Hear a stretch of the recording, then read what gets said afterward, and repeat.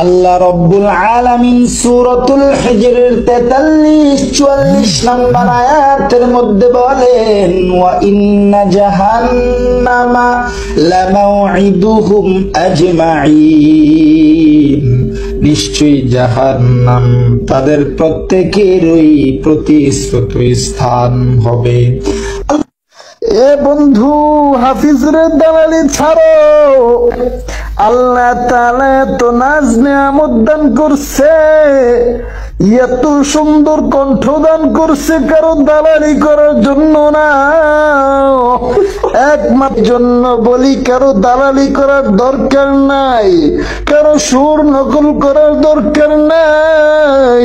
আল্লাহ তোমার যে সুর দিছে ওই সুরটা নিয়ে সন্তুষ্ট থাকো। এরে তুই যে আমারে নসিহত করলি, তোর গলায় তো হাফিজুরের আওয়াজ শোনা যায়, তুইও তো হাফিজুরের দালালি কইরা কইরা আরেকজন রে নসিহত দেস না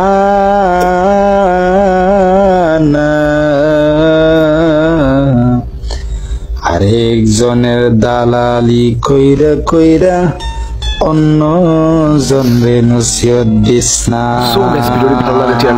ভালো হয়ে যাও।